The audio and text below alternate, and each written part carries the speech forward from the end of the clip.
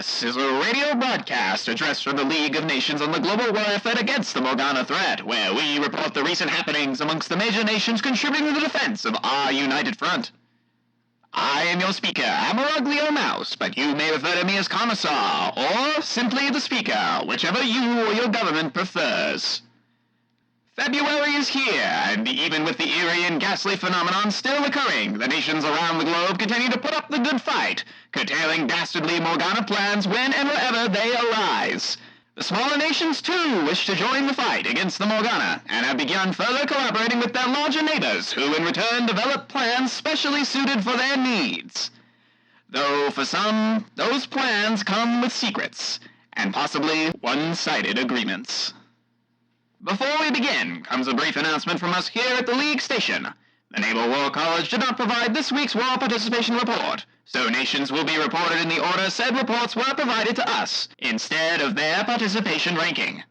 We apologize for the inconvenience, and we hope to have them by next broadcast. Now, on to the news. First up, news from the Axis. This week, word made its way slowly through diplomatic channels everywhere that Madrid and Berlin had an unusual Belle situation at hand. 2 weeks ago, the Finnish vessel FNS Aura II had vanished from a battle and apparently reappeared in Gijón, Spain. However, the exact circumstance of how or why she ended up in Gijón of all places is not currently known. In response to this unexplainable incident, Spanish and German diplomats are holding negotiations regarding who would accept the vessel and her Belle, since she has reportedly asked both countries for asylum, but doesn't want to be a burden to either.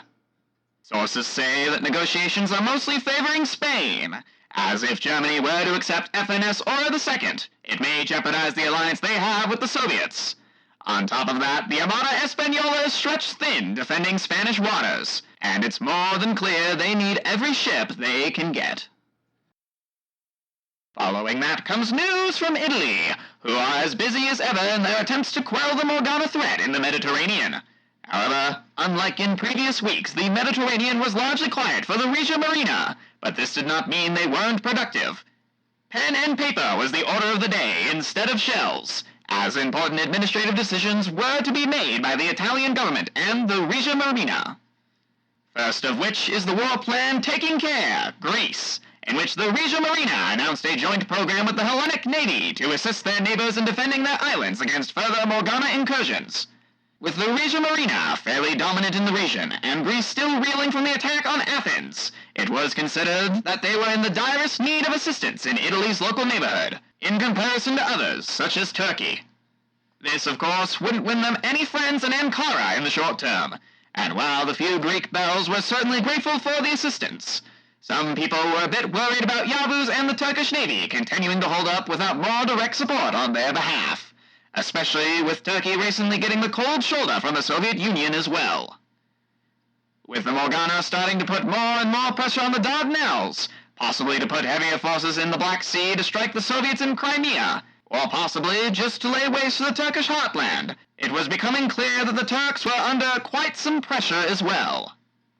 In following the theme of expanding the Regia Marina's efforts across the Mediterranean, the patrol force that was announced shortly after the defeat of despair in the Alboran Sea received reinforcements in the form of a task force specifically set to escort English convoys of coal. It was stated that the escorts would join up with their counterparts at the Rock of Gibraltar and escort the coal ships all the way to Italy, then lead them out again, along with the returning convoys of Italian supplies to pass them off to the English, while simultaneously picking up their own next convoy. This expanded partnership with the British was another interesting sign of the times. For all the intrigue from various observers, the relief of Royal Navy ships from convoy duty in parts of the Mediterranean Sea was most welcome in London, almost as much as it displeased Berlin. In other news, the Regia Marina weren't the only ones at work. Pleas for aid from Eritrea and the colonies were heard by the powers that be in Italy.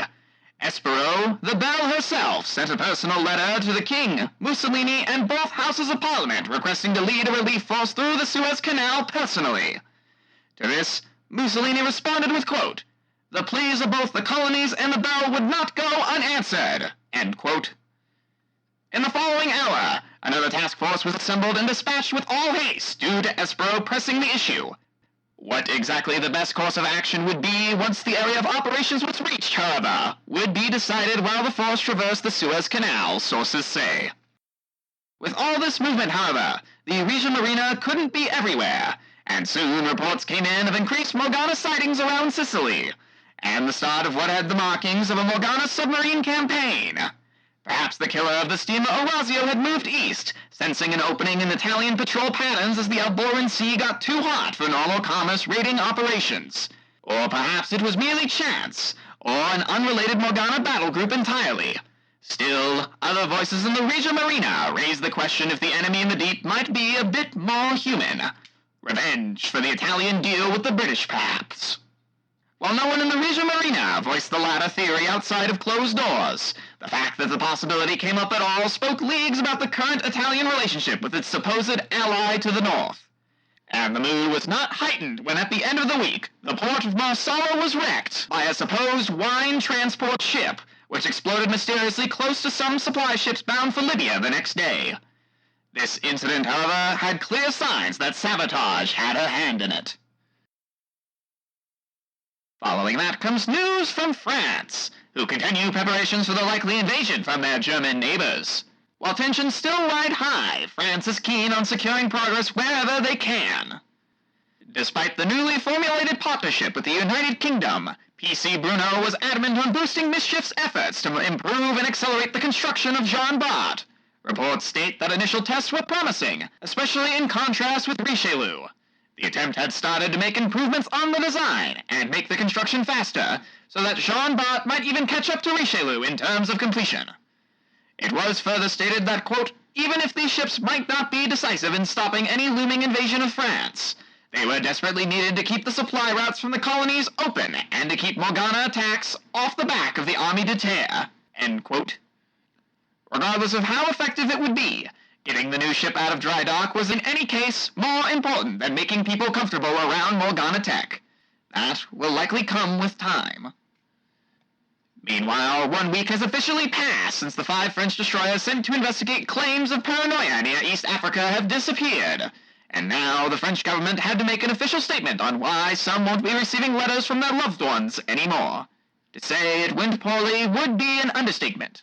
After the initial shock had settled, vigorous discussions about what to do regarding the situation started. A parliamentary commission was formed, and the public opinion, already agitated about French non-intervention in the Finno-Soviet War, turned even harder against the Daladier government. The Foreign Ministry already reported German and British propaganda mocking the French Navy for, quote, losing a whole squadron for no apparent reason, end quote.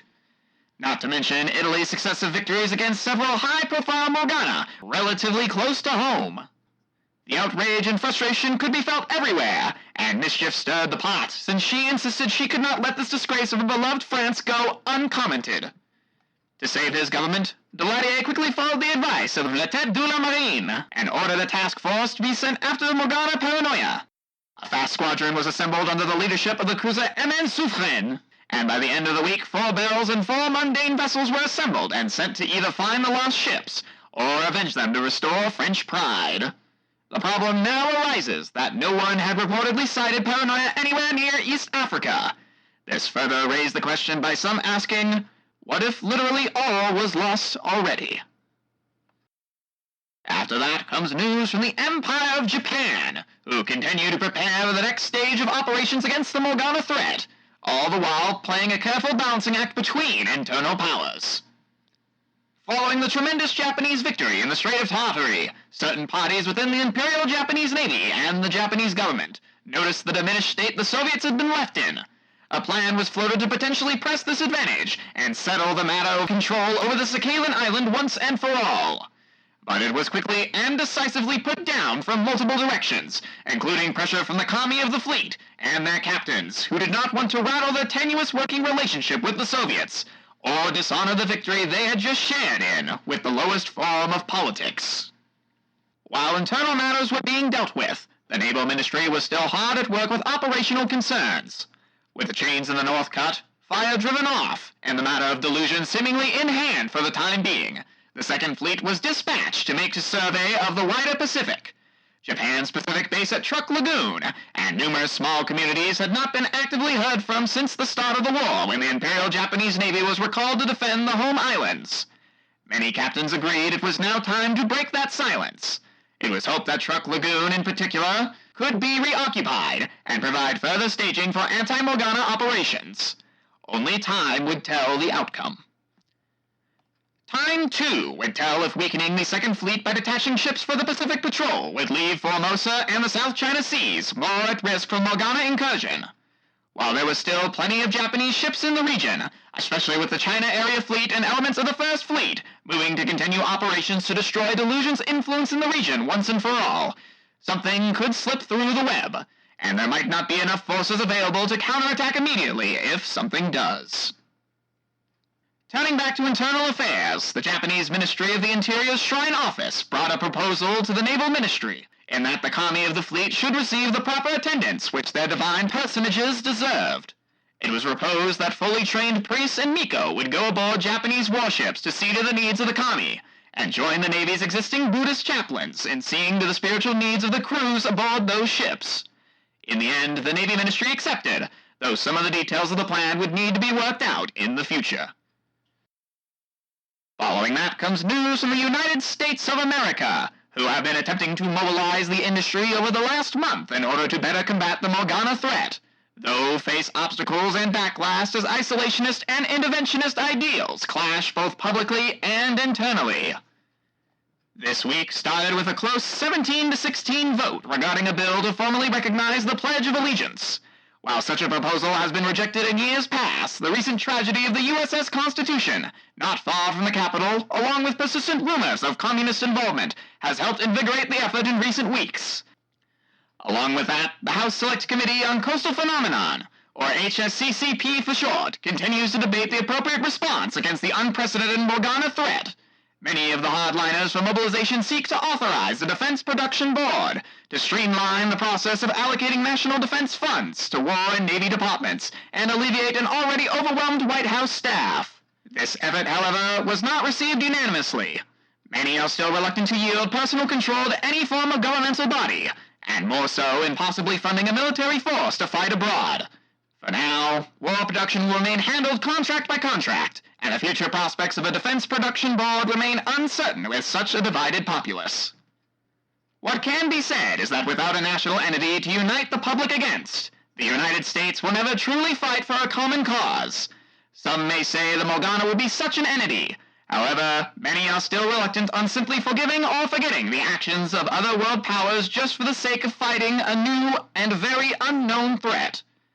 While vocal proponents from the interventionists seek to strengthen ties with anyone they can, including one in particular who would even aid Germany should they ask, most on this side seem to lean towards aiding the Empire of Japan, in the hopes of better defending the Pacific as a whole from the Morgana.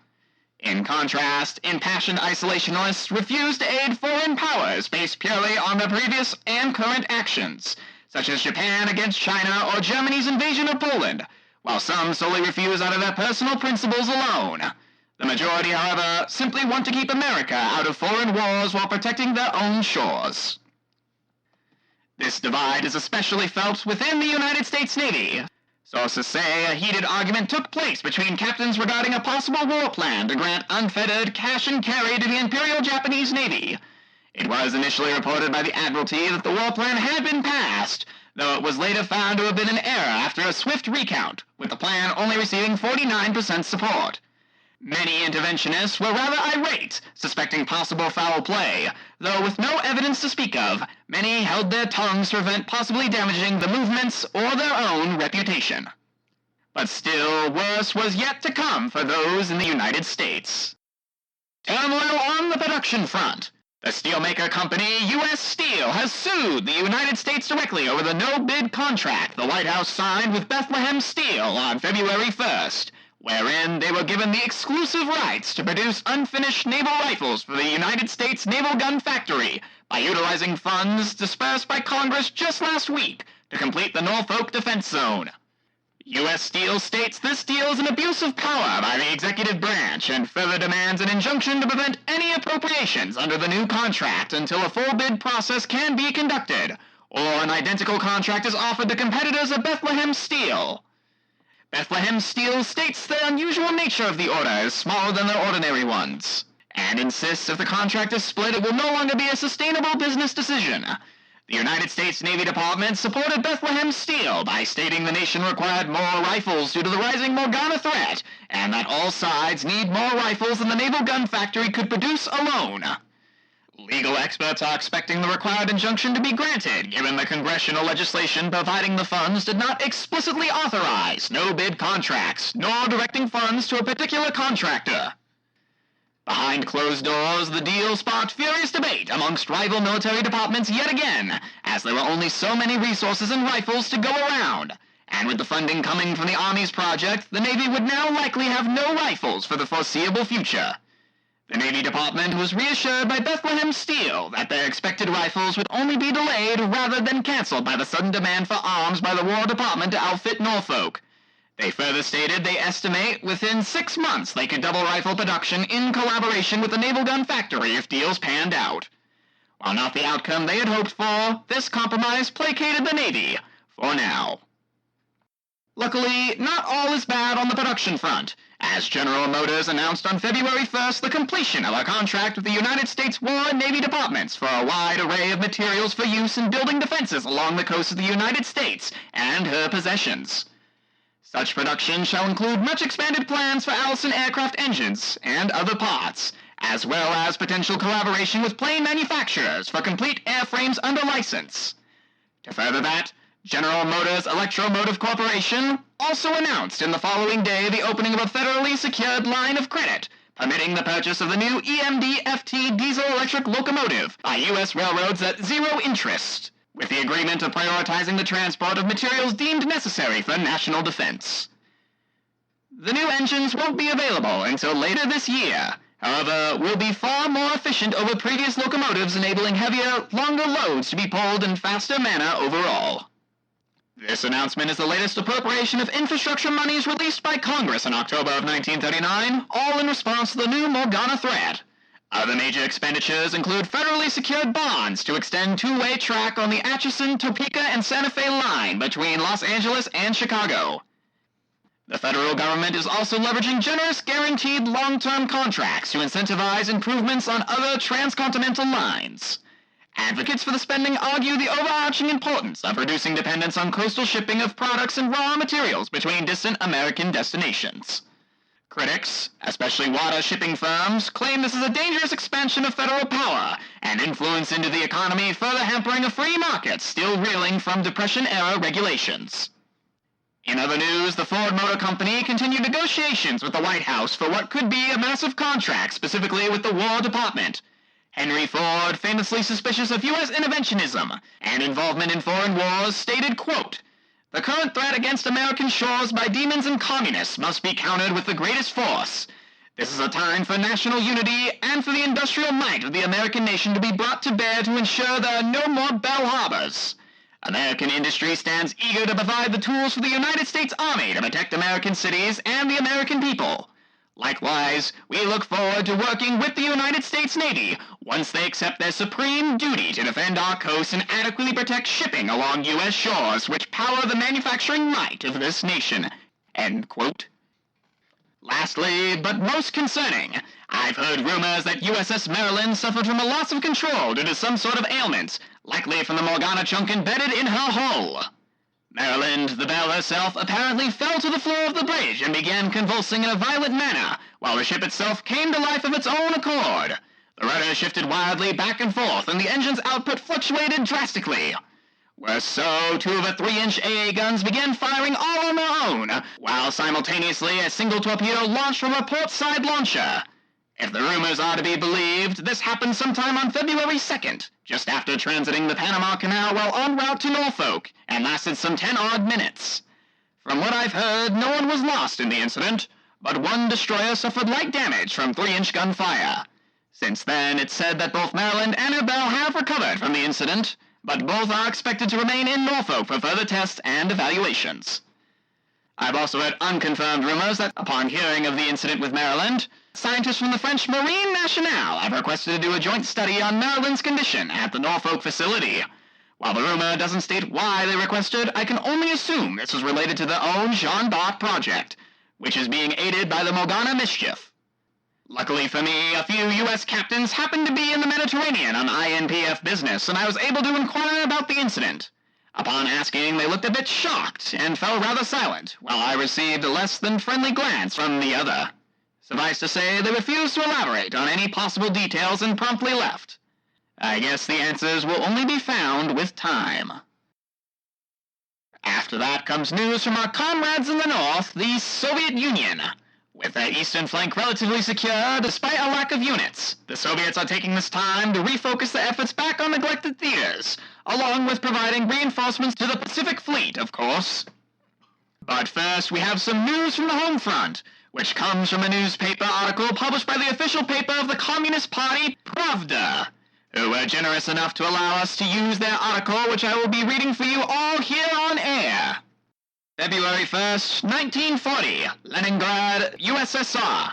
Today, the People's Commissariat for Internal Affairs announced the commissioning of 3 new cruisers, generously granted by the General Secretary to the Workers' and Peasants' Soviet Fleet. The 3 ships acquired from the German Reich were obtained through the clever diplomacy of Third Premier and Minister of Foreign Affairs Vyacheslav Molotov by the Soviet Union as a tribute to the eternal friendship of our 2 nations, united in the common causes against the Rasulaki and the international capitalists. The command of the Soviet fleet exercised its own wisdom by naming the ships after places the ships can and will be related to, namely Saratov, Baikal, and Vladivostok. They will serve in the spirit of the good workers and farmers of the Povolsky Nemci, who contribute greatly to the Sovietsky Soyuz. With this, the fleet passed up on a recommendation by the General Secretary, who had a greater glorification of our revolution and its founders in mind. The Gen-Seek reminded the flotta their apparent desire to cater to foreign sensibilities given the ship's heritage, exceptionally long reach, and therefore visibility internationally, and despite no request from the Foreign Ministry for such caution, was an unnecessary gesture. The firmer control of such things by the Gen-Seek in the future has to be considered. After all, the danger by the accentuation of one particular ethnicity of all the equal members of the Sovietsky Soyuz has to be averted in the future, and the bells of the flotta are to be common torches of fervor of all people for the revolution and the state. Saratov comes to the Sovietsky flotta, fully capable having already provided service to the German Reich. Baikal and Vladivostok will require some minor finishing by the remaining proud and loyal workers of the Ordzikini shipyards. Further waste of revolutionary assets will be avoided by the decision to use the material of the now useless hull and leftover equipment for the ship, which was under construction there previously. The enemies of the revolution and agents of the Rusalki, who prompted the forceful implementation of the ideals of the party and thus destroyed the unfinished first new battleship of the Union, will be held accountable for their deeds. The Sovietsky Flot has previously stated the 3 cruisers are destined for service in the Far East Pacific, where vigilance towards the Rusalki is as necessary as in the West, after the Rusalki have proven their potential in a futile attack in the region just last week. This attack was heroically repelled by our comrades at sea under loyal flagship of the second-rank Ivan Yumashev. Yet, the threat certainly cannot be over, and the new ships will help to assure the defeat of the Rusalki on every shore of the Soviet Union. Assuming our Japanese neighbors wisely choose the path of peace desired by the Soviet people, it is expected the ships will assist patriotic Comrade Voikov in fighting the Rusalki at the soonest time possible. I'd like to thank both Pravda and the Politburo for providing us with the article and allowing us to air it live for all to hear. Now, back to the news. Over in the Black Sea, the reported sightings of the Morgana disease continued to grow since January began, and sources say the powers that be in Bulgaria were growing greatly concerned. Their navy only consisted of 8 torpedo boats, with only 4 in service and the other 4 currently under modernization. Despite their opinions on Soviet intentions, on January 16th, the Bulgarian government formally requested coastal defense assistance from the Soviet Navy to help defend them against possible Morgana incursions. Captains of the Red Navy were reportedly in complete support of the idea, and after some debate, on January 23rd, the Soviet Politburo agreed to send help. Reports state a flotilla was formed around the light cruiser Chernova Ukraina, and her bell acting as flagship, supported by the Navy-class destroyer Boyki, who also had a bell, as well as 5 non-Belle destroyers of various classes, both modern and pre-revolution. The flotilla departed sometime yesterday from Sevastopol, and was last seen heading southwest, presumably en route to the Bulgarian port city of Varna to take up patrol in the region. The remainder of the Black Sea Fleet remained in Ukrainian waters to ensure disease doesn't take the opportunity to strike east into the Soviet breadbasket of Ukraine. The other half of the Black Fleet joined up with battleship Perovskaya Kommuna on maneuvers north of the Bosporus, just in case Vanity managed to break through Yavuz's blockade. While the Black Sea Fleet mobilized to help Bulgaria, a request by Turkey for aid assisting against another disease incursion near Trabzon was simultaneously denied by the Red Fleet.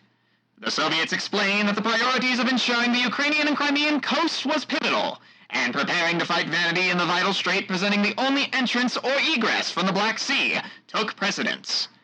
Reports from Turkey suggest uncertainty of which presents the greatest threat to Istanbul: Vanities from the south or Perovskaya Kommuna and her fleet to the north. Sources say only Yavuz's brave, unrelenting determination against Vanity swayed the Turks to keep their focus south toward the new threat, rather than north toward the ancient one. Lastly, at the request of captains in the Red Fleet, I will now be reading directly from a report shared with me as well as INPF liaisons to better spread the message on their behalf. Status report by the Red Fleet headquarters in Sevastopol, shared with INPF liaisons, February 1st. Common efforts by Romania, Bulgaria, and the Soviet Union have succeeded in containing the fungus spread by the local Morgana disease. The attempts to eradicate the threat completely were unsuccessful. The Boyki force managed to finish off the local disease nest on the Danube, but it is clear more nest exists around the Black Sea, namely in Varna and Samsun. With the small and antiquated Turkish navy only being able to block the Morgana Vanity in the Bosporus effectively, it is a matter of time when their northeast will succumb to many a disease plague. To contain that problem, a detachment of the Soviet fleet was sent to Batumi. The Boyki force has been completely taken out of action. Naluka and Viskolu are destroyed, and Viforu put out of action with her entire crew dying of the fungus. Boyki herself is heavily damaged and fighting an infection of herself and the crew.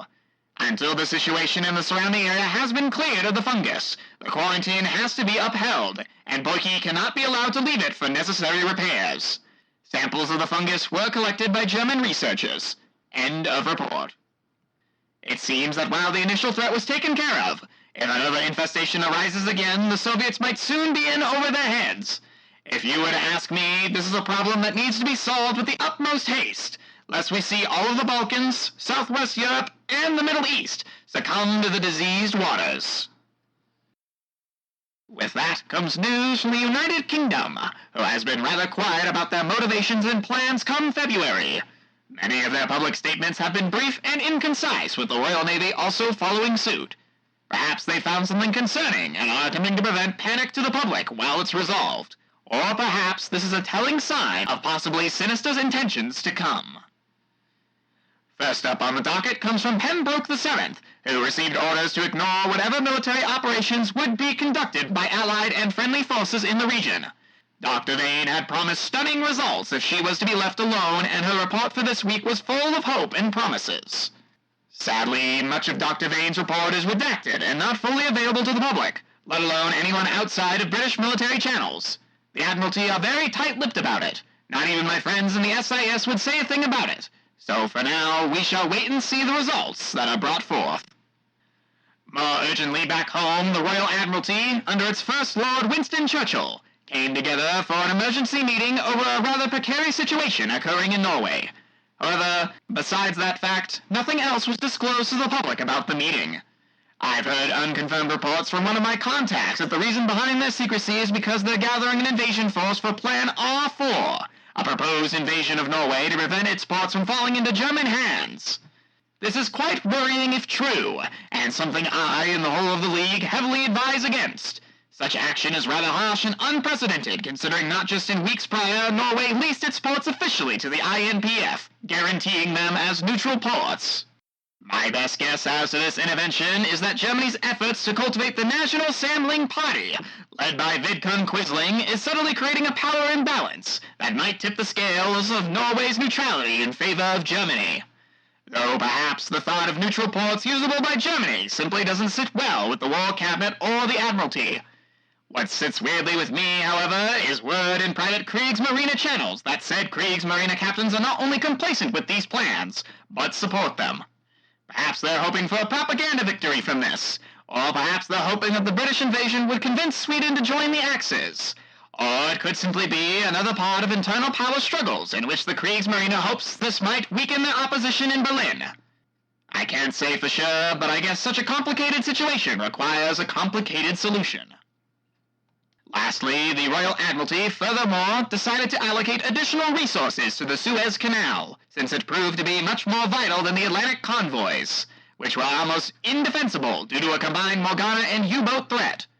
However, the importance of the Suez for the other allied and friendly powers, combined with the self-interest to not lose contact to India, or currently Pembroke VII in the Indian Ocean, made this decision fall in favor of Egypt. Maybe the Italians would have to be asked to take over the entire cover of the coal ships towards them, and the returning machinery convoys in the future, but that was not seen as an inconvenience by the Admiralty. Rather, it was viewed as another opportunity for Italy to deepen mutual trust. Lastly, but certainly not least, comes news from Germany, who still seems to be reeling from the political strife between captains of the Kriegsmarine and commanders of the Schutzstaffel. However, they are still trying to make the best of it. The inquiry of a replacement for Gross Admiral Raeder by the Reichskriegsministerium and the Reichskanzlei was politely but decisively rebuffed by the Tirpitz-Ufer.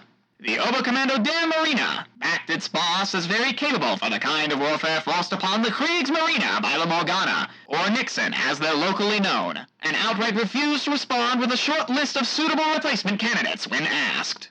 To not walk into political suicide after last week's progress, the Oberkommando der Marine made the proposal to await the outcome of operations in Sweden until further decisions were made. This was seen as a necessary concession to get at least some breathing space, and maybe keep its supreme commander until after the invasion of France. In a lot of hasty backroom talks and excessive mail exchange, the Führer agreed to this, but made it clear that replacing Raeder this year was set in stone. It would happen after France had fallen at the latest, or earlier if failure would happen again. To make sure the planned assistance to Sweden would succeed, the Flottenkommando, under Flottenchef Hermann Bohm, was given the Flotten flagship and her sister, with Kriegsmarine Schiff Deutschland and Kriegsmarine Schiff Nürnberg, escorted by 4 destroyers, with KMS Karl Galster and KMS Hans Ludemann among them. With those 6 Walküren, the Oberkommando der Marine was confident to help Gustav V in his struggle with treason, and endear themselves to Sweden in the process. Sending both KMS Deutschland and KMS Scharnhorst was seen as a gesture to show the Swedes how valued they were, both for political and ideological reasons. Helgoland was secured by sufficient force from Marine Station Nordsee, and the strategic initiative was lost there anyway. The only force the Kriegsmarine had to really threaten anyone on the high seas were concentrated in the leader of the U-boats, with a handful of U-boats having a Schiffsdame and concentrating efforts against the Morgana, while the mundane ones alternated between Entente shipping and Morgana targets as the situation demanded or opportunity arose. Lastly, in other news, sources say Romania was quite delighted to hear of German plans to help fortify Constanta with the help of some Heers Pioniere. However, rumors about getting sent U-boats via the Danube had led to a tiny panic among Romanian high command, though they were reassured by the Kriegsmarine that no trouble should come from their presence. And with that concludes the League of Nations War Report for week 1 of February. It's good to see that the major powers haven't forgotten about the little guys in this fight, as with each nation still standing and being supported, our united front only grows stronger and more resilient. And as a reminder to all captains and citizens alike that this League of Nations broadcast is intended on keeping you informed about the unified war effort against the Morgana, but there's only something you can do. Yes, you heard right, dear listener, only you. Consider purchasing some war bonds to keep our boys and girls on the ocean and across the globe equipped with the latest and greatest so that even the Morgana think twice. Doing so will also net you prestige among your peers that you can utilize in a variety of ways. Though if you're a captain looking for more, consider purchasing a League of Nations Commissioner membership card, so that you can gain access to our exclusive network of traders and salvage crews to gain more resources, and the ability to meet with our expert naval training staff and diplomatic envoys to earn more experience for both on and off the battlefield. You'll also gain the knowledge of our professional R&D and production centers to build equipment quickly and squish those gremlins even faster. And don't forget to take advantage of our experienced harbor staff for faster refit and repair times. To top it all off, you'll be letting the Belles know who and what you truly support, gaining their adoration that much quicker. Thank you for listening, and may you have smooth seas.